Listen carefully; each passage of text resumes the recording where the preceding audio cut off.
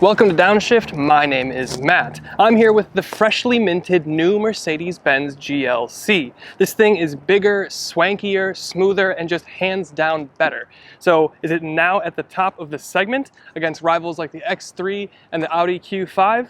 That's what we're here to find out thanks to our friends at Mercedes-Benz of Milwaukee. We're hitting the highlights today, the best and the rest, starting with the rest. The first thing that we're going to talk about is the fact that it's a bit expensive. This is the most recent update of the German trio, and therefore it won't surprise anyone that it's the most expensive one.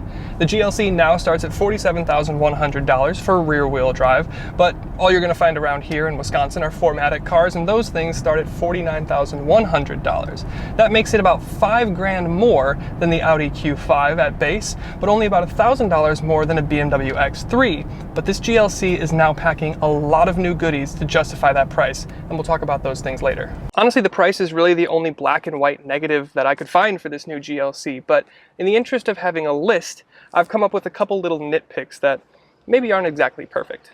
Number one, even if you get the open pore wood dashboard like we have here, you get this massive slab of gloss black plastic in your center console, which is going to look pretty smudged and scratched almost immediately. The good news is you'll probably leave it open most of the time to have access to your cup holders and your wireless charger, so it may not be an issue. Number two, the rear seats are great and we'll talk about that more, but they're missing charging ports in the back. Personally, I'd order my GLC this way with the night package, but white is the only standard paint color. Everything else you gotta pay for. But that's it. Again, aside from price, I kind of had to scrape the bottom of the barrel to find anything I could ding this car on, which means there's a lot of good things to talk about, so let's do that. Number one, we're going to talk about the advanced technology. The thing that sells cars, at least in this segment, is big screens and a lot of advanced tech features, and this thing is loaded with stuff. In fact, the whole interior is heavily updated, and we'll talk more about design later. But here you get an updated MBUX system, which includes wireless Apple CarPlay and Android Auto, a new, more vertical style touchscreen we've seen from now the C-Class, the S-Class, and the SL, biometric driver profiles with up to 7 different slots, incredible 360 cameras with the AR style view, and the 360 cameras can function as security cameras to record any incidents. You get AR navigation, which we've talked about before, and that's tied into the screen and the massive head-up display. Here you can also get digital headlights, which will read road signs and project them onto the road so you can see them more clearly at night. You've got telemetry and off-road status screens, you've got pressure-sensitive seat adjusters, or you can enter your height and let this car take care of it for you, something we originally saw in the SL. And of course you've got a wireless charger, and you have a touch slider for your optional panoramic roof here. I mean, there's really nothing you can't get here on this GLC, so from a tech and feature perspective, super, super impressive. The second thing I like is the drive. It's also pretty great behind the wheel here. You've got a new powertrain, but it'll sound pretty familiar. It's still a 2-liter turbocharged 4-cylinder mated to the MB 9-speed transmission, going to either the rear wheels as standard or 4MATIC all 4 wheels. But for 2023, you've now got a 48-volt mild hybrid system. And now power comes in at 255 horsepower and 295 pound-feet of torque, which means that this thing is a little faster too, 0 to 60 in about the low 6-second range. But the 48-volt system isn't really here to improve speed or performance. It's more here to smooth off the rough edges and help the car be a little bit more efficient, which we'll talk about later.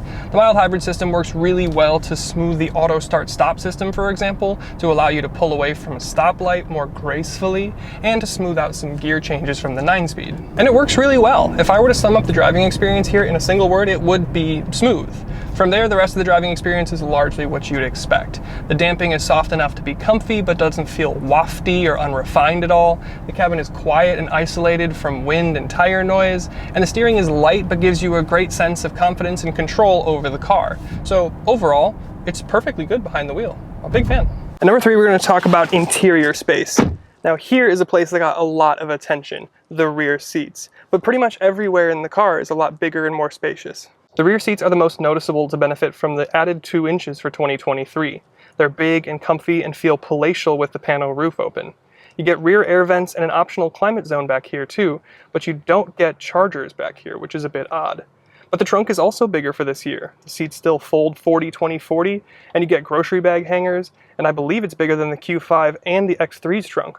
There's also a way to adjust the rear suspension height to make it easier to load heavy objects. I know they added about 2 inches of length to this thing for 2023, but based on the interior here, it feels like they added 6. And number 4, we're going to talk about fuel economy. You know how earlier I mentioned in passing that the new 48-volt system makes this GLC more efficient? Well, it really does. This new GLC is now rated about 26 mpg combined, which is up 2 from last year, and more importantly, it's 2 mpg more than you'll get in the X3 and 1 more mpg than you'll get in the Q5. I am still waiting for the plug-in though, but that's very possibly coming for the GLC 63. Number 5, we're going to talk luxuries. And this won't come as a surprise to anyone, but your brand new Mercedes-Benz SUV is chock full of a bunch of luxury features.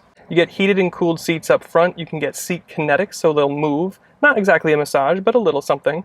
You get a heated steering wheel. And of course, you have the optional panoramic sunroof here. And it even slides to open. This GLC may be a little bit more money than the Q5 and the X3, but I can totally see where your money goes in here. And number 6, we're going to talk towing. This isn't just some pretty-faced aristocrat. No, this has some muscle to it.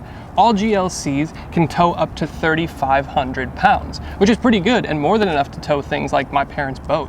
Number 7, I want to talk about cabin design, and I want to focus mostly on the aesthetics here because it's been a pretty comprehensive refresh. Your new interior design takes after the new C-Class and SL that we tested last year, and the S-Class that we tested a couple months back. And this is what I love about Mercedes. Sure, they're a little bit more expensive, but they're much more visually impressive. There's so much more sense of flair and drama from an interior perspective. Maybe the BMW has a better powertrain, or the Audi is slapped together better, but every time you step into the GLC, you're going to feel more special than those two. You have this super clean dashboard design with these 3 vents that cascade into your new center screen, which then almost seems to melt into your center console. The whole interior is rimmed with gorgeous ambient light everywhere that does dances and even has functional effects to tell you things like what the climate controls are doing. Mercedes, hands down, has the best ambient light in the game. You've got the elegant bright work for your Burmester speaker covers. You've got a new steering wheel, which looks fantastic. It all comes together to make you feel like your money went further for you here than in the other two. So that's the best and the rest of the new Mercedes-Benz GLC. As you can tell through the course of this video, I found a lot that I really loved about this car, and I struggled to find anything that I could really ding it on aside from the price. So with that, it just kind of means it's a really good car. So thanks to my friends at Mercedes-Benz of Milwaukee for letting me have a go and seeing this new GLC. We'll see you in the next one.